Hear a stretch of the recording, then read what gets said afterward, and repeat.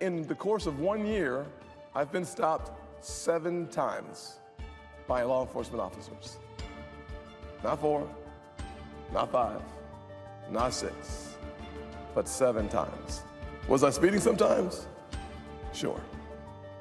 But the vast majority of the time, I was pulled over for nothing more than driving a new car in the wrong neighborhood or some other reason just as trivial.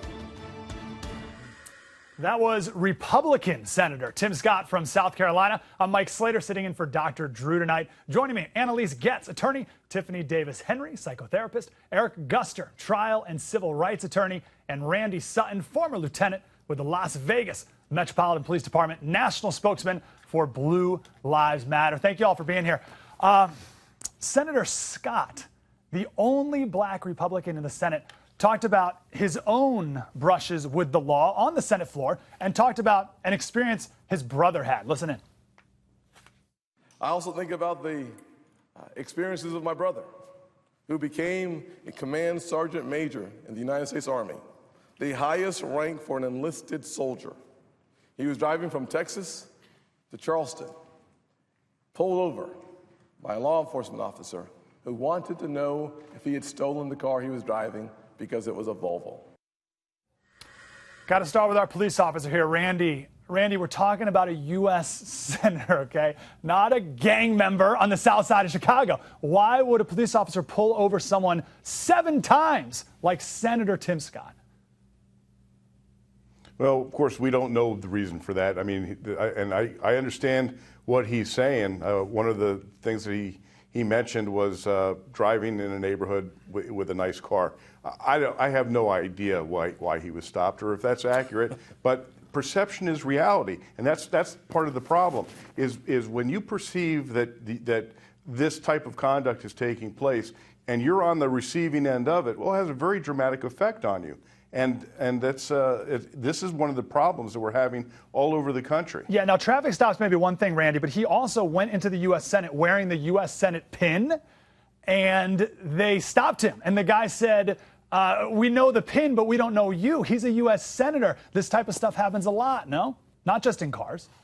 Well, I don't know. I mean, I don't know what their security arrangements is. You know, when you go into that particular building that is so secured, if the guy doesn't recognize you and he just sees a pin, I mean, it would seem to be pretty much incumbent to check identification. Eric, it doesn't seem unreasonable to me. Eric, what do you make of Randy, his response here, and Senator Tim Scott's experience? I will give Randy a gold star for trying on this one, but the reality is Senator Scott was stopped because he was black. And that happens to so many of us. It's driving while black, being corporate while black. All of us have experienced that type of situation. When I was watching Senator Scott today, I was floored with that video. Just floored because being a GOP senator, telling his colleagues exactly what he's experiencing. Because so many of us who talk to people and talk to others about this, they simply don't understand. And he had some wonderful quotes where he stated where just because you don't understand what we're going through does not mean it doesn't exist. He said to ignore our struggles does not mean they will disappear. That was his quote, which is so true. So many people want to act like it didn't happen or this perception is maybe reality. No, it's beyond perception. This is what happens on a daily basis to so many people who are being racially profiled. And this is powerful. So I'm a conservative. I'm a Republican. I love Tim Scott. And for him to say that, I think it's going to cause all Republicans to think about that and think about his experience. And we also have a little whistleblower situation here as well. I want to tell the story of Michael Birch. He's an officer in the transit division of the NYPD. He claims that there's an illegal quota system in the department. He has proof, he says. We have an audio recording that he made during a meeting with a supervisor back in 2012. Here's part of it. Who commits the crimes in this situation? Who commits the crimes? Well, it's mostly teenagers, anywhere between the ages of 15 and 19, mostly male, blacks, and Hispanics. Okay. Who are you stopping? Everybody. I stop everybody. 54 tabs up to 820. Mm-hmm. 25 of those are female. Tap. Okay. Like I said, I stop everybody. I'm not targeting anybody. First of all, you just told me who bad guys are. Yeah, I know that, but there's also other people who are committing violations as well. I'm not saying that there's not violations being made. Male blacks that you commit the crime. Plenty of people that write sentences too are male blacks and male Hispanics. Male blacks. Not for the whole year. And I have, you tell me for the whole year, I only saw 2 male blacks for some. All right, I want to start with Eric on this one. Eric, try to put yourself in the shoes of the police officers here. Is there any justifiable reason why the supervisor would tell the officer that he's not arresting enough of a certain type of person? Any justifiable reason at all you can think of? There is no justifiable reason. The supervisor could claim that maybe this officer was a little lazy and not doing his job. However, so many NYPD officers have broken rank and have come out and said there's a quota system. There were over a dozen of them last year here in New York who broke rank and said, look, we're going to stop arresting people just because there's a quota system. And what they do is they put these people into certain areas of town where they can't afford representation, they can't afford lawyers, and they can't afford to fight back. So what they are doing is arresting these young people and people who are poor, people of color, and getting them in the court system to try to get money out of them. It is legal extortion. Tiffany, I want to go to you. You're a psychotherapist. Try to explain to everyone watching now the ramifications that, especially kids, right? They talked about teenagers who are going to be repeatedly being targeted by police officers. It feels. Right. What's the ramifications of that long term?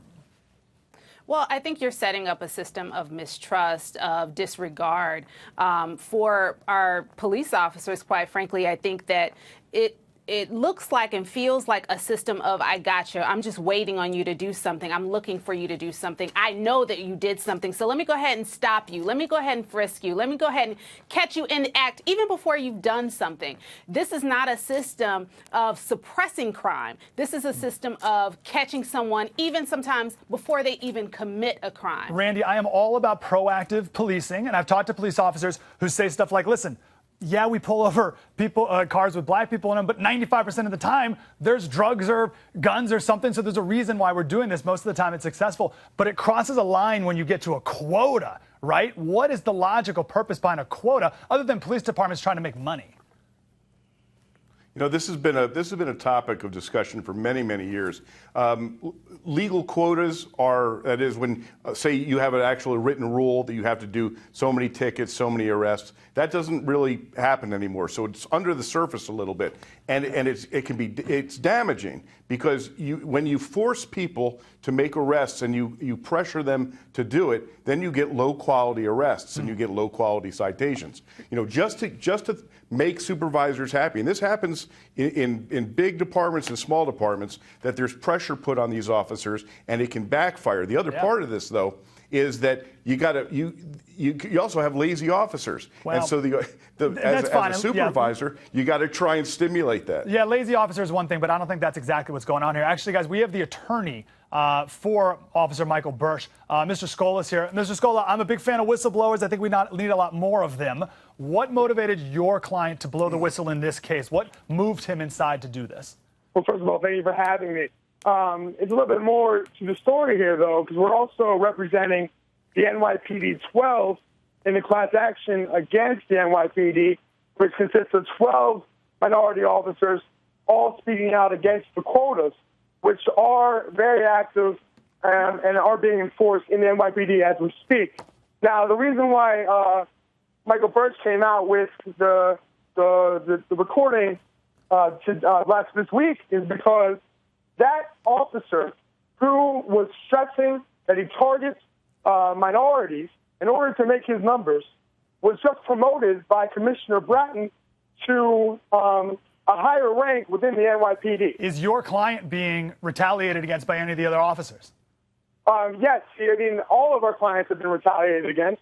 They are, if they don't make, so this is the way, I mean, I think the proper way to look at all of this is that the targeting is in place so that the police officers can make their quota so that the NYPD can make money and push the stats. The for-profit policing has to stop. Listen, conservatives, fellow conservatives who are watching here, this is something progressives, Black Lives Matter conservatives need to jump on board on and support. For-profit policing and civil forfeiture has to stop. It doesn't help anyone. It's just creating tons of distrust, as Tiffany was saying, and we can stop this low-hanging fruit. Quotas, for-profit policing, no more of that. Guys, coming up next, we have the story of a man who used to protest the police, now training with them. Why? And later, what happens when white police officers shoot and kill an unarmed white man. Back after this.